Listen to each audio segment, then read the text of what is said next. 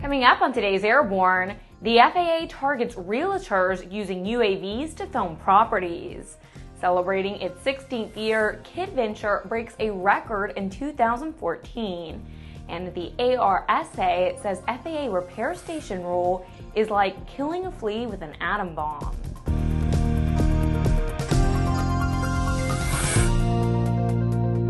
Welcome to Airborne on Aero-TV. I'm Ashley Hale. What seemed like a good idea for real estate brokers and property buyers is not going to be allowed by the FAA. The nation's largest residential real estate brokerage group has advised its members not only to stop flying UAVs to get video and aerial images of their listings, but also to stop using images and video that they have already obtained, even from outside sources.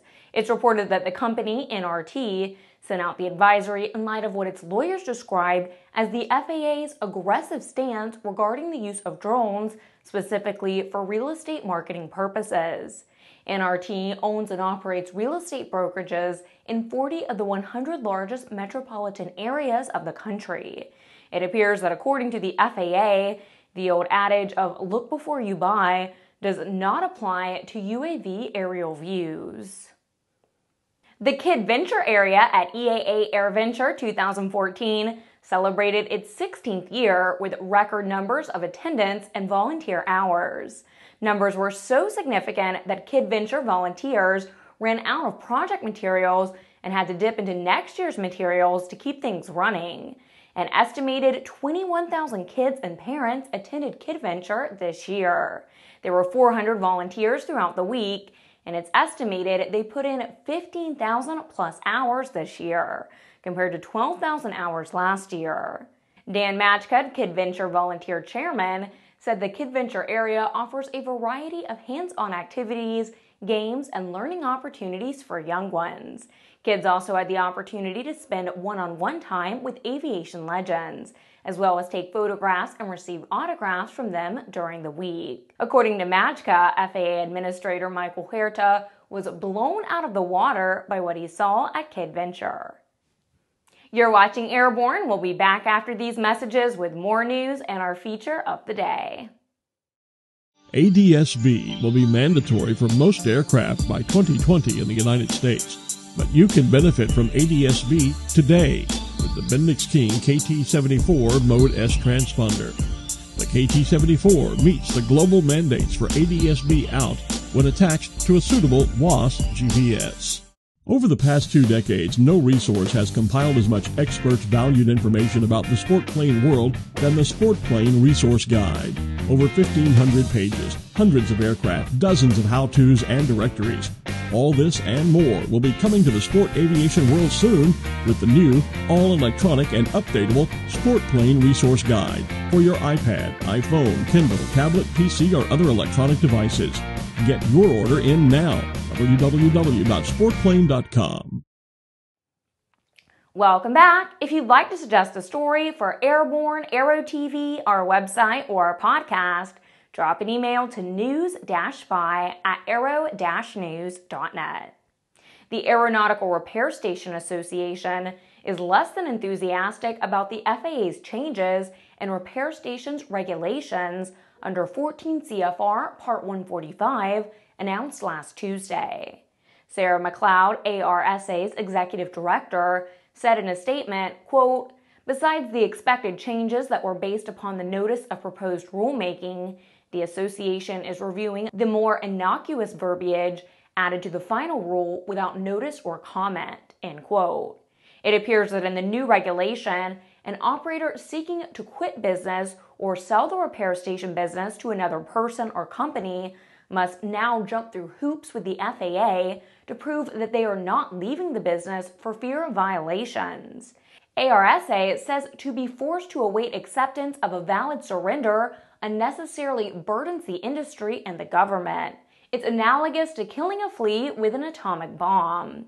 ARSA claims this requirement will negatively impact small businesses that legitimately need to cease operations without undue expenditure of time and money. And now it's time for our Aero video of the week.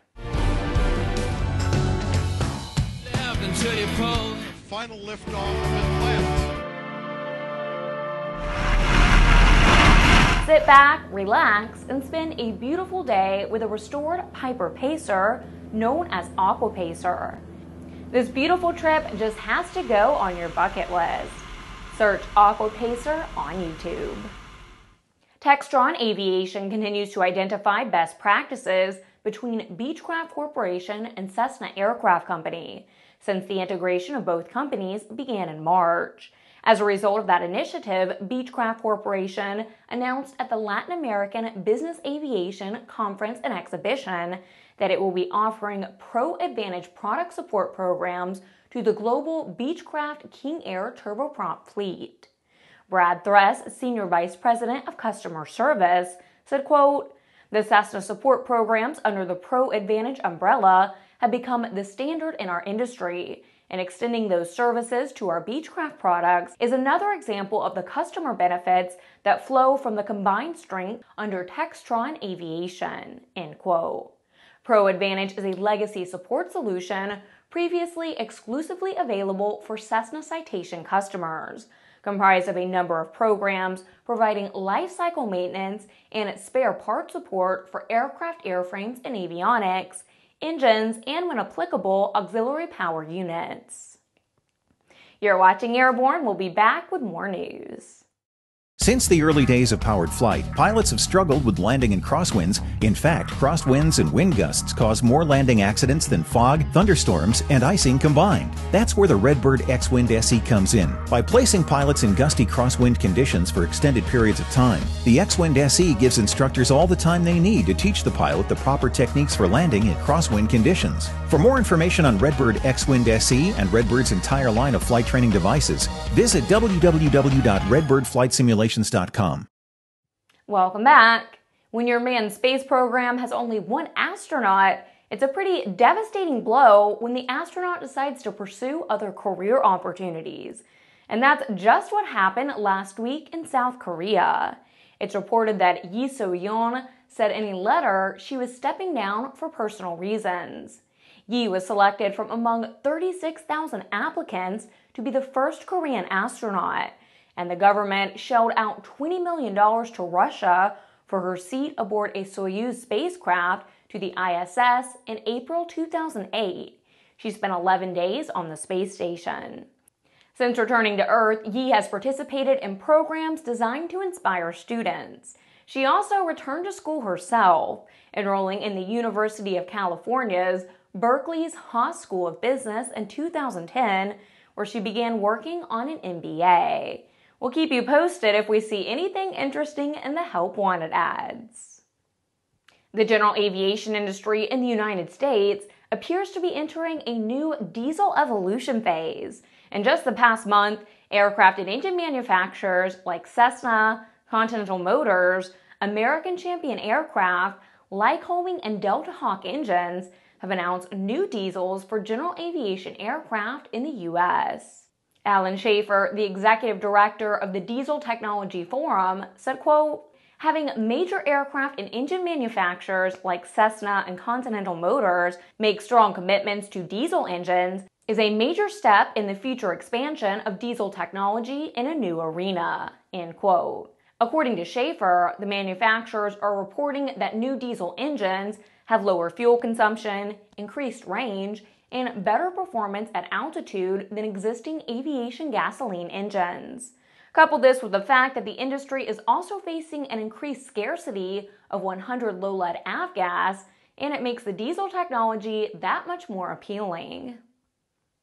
Well, that's our program. Remember to get comprehensive real-time 24/7 coverage of the latest aviation and aerospace stories at aero-news.net. Remember, Airborne is streamed 3 times a week and is always online. Join us every Monday, Wednesday, and Friday for a new edition. I'm Ashley Hale. Thanks for watching.